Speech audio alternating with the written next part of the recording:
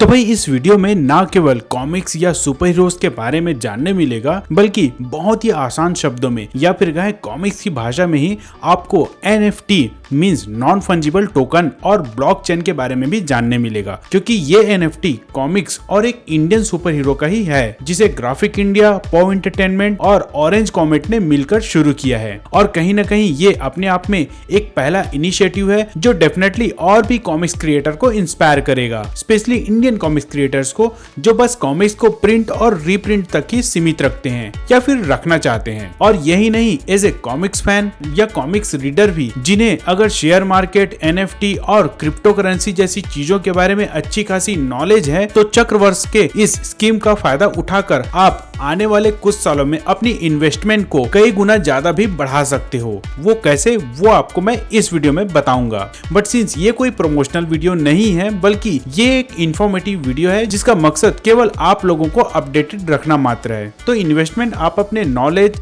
Self decision और risk taking ability के हिसाब से कर सकते हैं। तो सिंस आज के इस वीडियो में आपसे काफी कुछ बात करना है, तो बिना किसी देरी के शुरू करते हैं आज का ये वीडियो। तो मैं हूं आपका होस्ट प्रणय और आप देख रहे हैं हाई बीपी टीवी। तो सबसे पहले हम चक्रवर्ष के बारे में जान लेते हैं कि आखिरकार ये है क्या, क्योंकि ग्राफिक इंडिया के कैरेक्टर चक्र द इनविंसिबल के बारे में तो हम पहले से ही काफी कुछ जानते हैं। और अगर किसी कारण से आप में से कोई नहीं जानता, तो आप हमारी पिछली चक्र और ग्राफिक इंडिया स्पेशल वीडियो देख सकते हैं, जिसका लिंक आपको डिस्क्रिप्शन या फिर वीडियो के एंड स्क्रीन में मिल जाएगा। तो चक्रवर्ष एक ऐसा इनिशिएटिव है जो आने वाले समय में चक्र द इनविंसिबल का पूरा यूनिवर्स क्रिएट करेगा, जिसके अंडर और भी दूसरे कैरेक्टर्स, सुपर हीरोज और सुपर विलेंस इंट्रोड्यूस किया जाएगा और पूरा एक सेपरेट यूनिवर्स क्रिएट किया जाएगा जिसका नाम होगा चक्रवर्ष। अब अगर आप ये सोच रहे होंगे कि भाई ये तो केवल बच्चों को ही ध्यान में रखकर बनाया जाएगा, तो बता दूं कि नहीं, जो चक्र हमें अब तक एक बच्चे के अवतार में नजर आया है, वो आने वाले समय में अपने एडल्ट अवतार में भी नजर आएगा, जो 3D एनिमेशन और लाइव एक्शन फिल्म या वेब सीरीज के रूप में हो सकता है। और चक्रवर्ष NFT उसका पहला स्टेप है। तो चक्रवर्ष NFT को समझने से पहले आप NFT को समझ ले, जिसका फुल फॉर्म है नॉन फंजिबल टोकन, और जिसके अंतर्गत आप कुछ भी मीन्स कुछ भी जो डिजिटली कन्वर्ट हो जाए उसे आप ऑनलाइन बेच सकते हैं या फिर उसे खरीद सकते हैं, जिसका प्राइस इंडियन रुपीस में बताऊं तो 5 से 10 लाख या फिर उससे कई गुना ज्यादा भी हो सकता है। जैसे कि कोई पेंटिंग, आर्ट वर्क, इवन किसी की इमेज भी। कुछ एग्जाम्पल के तौर पे बताऊं तो ये आर्ट वर्क या फिर आप जो भी कहें, ये अब तक की सबसे महंगी आर्ट वर्क है, जिसकी करंट वैल्यू ऑलमोस्ट $70 मिलियन है। इसके अलावा भी अगर आप गूगल में सर्च करोगे कि the most expensive NFT ever sold, तो आपको एक नहीं ऐसे बहुत से एग्जांपल्स मिल जाएंगे। जैसे कि किसी ने $5 लाख में इस एनिमेटेड GIF कैट को खरीदा है। चलो ये तो फिर भी एक एनिमेटेड GIF है जिसे बनाने में किसी ने थोड़ा तो मेहनत किया ही होगा, पर लास्ट ईयर ट्विटर के फॉर्मर CEO जैक डॉर्सी ने अपना सबसे पहला tweet just setting up my Twitter को भी NFT मार्केट में ऑलमोस्ट $3 मिलियन में सेल किया था। आई थिंक जैक डॉर्सी ने खुद भी ये नहीं सोचा होगा कि एक ट्वीट की कीमत इतनी भी हो सकती है। और इन्हीं सबको देखते हुए कॉमिक्स पब्लिशर्स, जिनके आर्ट वर्क ऑब्वियसली इनसे तो बेहतर होते ही हैं, वो भी अब इसमें आने लग गए हैं, जिसकी शुरुआत DC कॉमिक्स ने DC फैंडम के दौरान की थी, जिसमें वो कुछ क्रिप्टो कॉमिक्स फ्री में एज ए गिव अवे दिए थे और कुछ को सेल भी किए थे। ठीक वैसे ही मार्वल ने भी अपने काफी सारे आर्ट वर्क और कॉमिक्स NFT मार्केट में सेल करने के लिए रखा हुआ है। और अब ऐसा ही कुछ ग्राफिक इंडिया, पॉव एंटरटेनमेंट और ऑरेंज कॉमेट भी करने जा रहे हैं चक्रवर्ष के नाम से, जिसके अंडर आप क्या क्या खरीद सकते हैं और आप उस पर्टिकुलर कॉमिक्स या आर्ट वर्क के ऑनर कैसे बन सकते हैं, वो मैं आपको आगे बताऊंगा। पर पहले मैं उन सारे डाउट्स को क्लियर कर दूं जो डेफिनेटली अभी आपके दिमाग में घूम रहे होंगे कि भाई मैं किसी की पेंटिंग, आर्ट वर्क, किसी की इमेज या किसी का ट्वीट का डिजिटल वर्जन ऑनलाइन क्यों लूं, वो भी इतने महंगे में, जबकि वो सिंपली गूगल सर्च में मुझे मिल सकता है। तो उसका पहला जवाब है ऑनरशिप, जो आपको पर्टिकुलर अलॉटेड टोकन के रूप में मिलता है। अब इस सब को बहुत ही आसान तरीके से समझाओ तो सपोज करो कि एक आर्टिस्ट है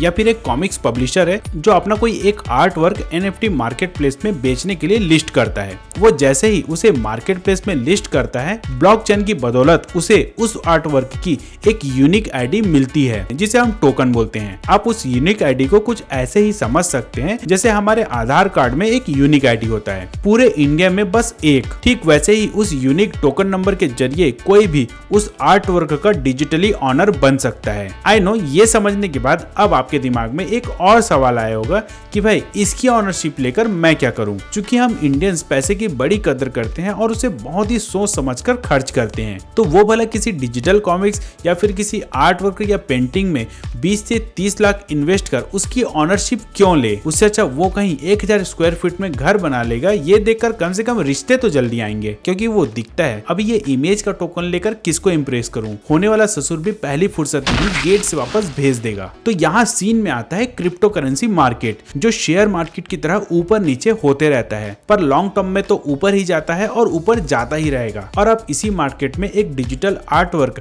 या कॉमिक्स लेते हैं थोड़े कम दाम में और फिर कुछ दिन या फिर कहें कुछ साल तक वेट करते हैं उसकी वैल्यू बढ़ने की। ठीक वैसे ही जैसे शेयर मार्केट में हम किसी कंपनी का शेयर लेते हैं और वेट करते हैं उसकी वैल्यू बढ़ने की, और जैसे ही वैल्यू बढ़ती है आप उसे बेच देते हो या फिर और भी ज्यादा प्रॉफिट के चक्कर में होल्ड करके रखते हो।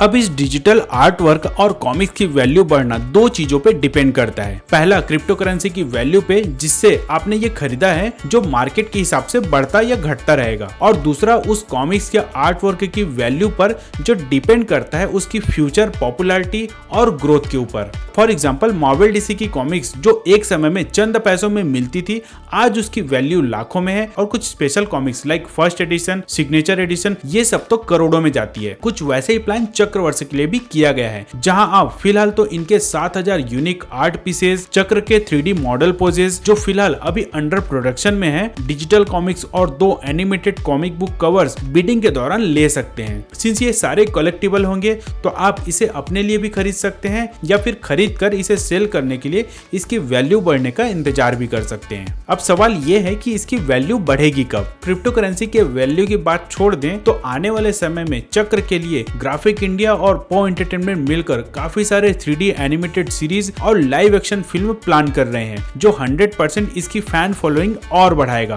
और फैन फॉलोइंग बढ़ेगी तो उससे रिलेटेड चीजों की डिमांड भी बढ़ेगी। और भाई डिमांड तो है ही ऐसी चीज जो टमाटर के भी रेट को एप्पल तक पहुंचा दे। ये तो फिर भी लिमिटेड कलेक्टिबल चीजें रहेंगी। तो ये तो था चक्रवर्ष, NFT और ब्लॉकचेन के बारे में। अब अगर इसके बारे में बात करूं कि NFT से क्रिएटर और वेरी फर्स्ट बायर को क्या फायदा होगा, तो बता दूं कि जब भी फर्स्ट बायर उस पर्टिकुलर टोकन को आगे बेचेगा और सेकंड बायर भी जब उस टोकन को और आगे बेचेगा, तो क्रिएटर को उस करंट प्राइस का 10% एज ए रॉयल्टी और फर्स्ट बायर को 5% as a commission life time मिलता रहेगा, फिर चाहे वो जितनी बार भी आगे बिके। और जिस पैसे को वो आगे किसी प्रोजेक्ट जैसे कि एनिमेशन, फिल्म या वेब सीरीज के लिए यूज कर सकते हैं। अगर सब कुछ ठीक रहा तो हो सकता है इन फ्यूचर इन्हें किसी इन्वेस्टर की भी जरूरत ना पड़े, जो किसी भी फिल्म मेकिंग कंपनी के लिए एक सपना ही होता है। चक्रवर्ष का NFT बिडिंग चालू होगा 28 दिसंबर से, जिसमें चाहे तो आप इन्वेस्ट कर सकते हैं। बट अगेन मैं यहाँ लोगों से बोलना चाहूंगा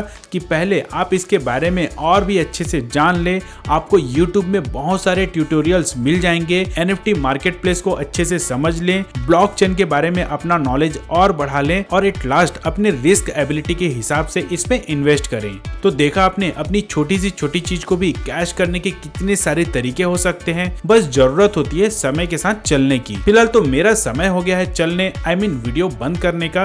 तो मिलते हैं दोस्तों अगले वीडियो में ऐसे किसी नॉलेजेबल एंटरटेनर, कॉमिक्स या सुपर हीरोज के टॉपिक के साथ। तब तक के लिए bye bye, take care and stay safe.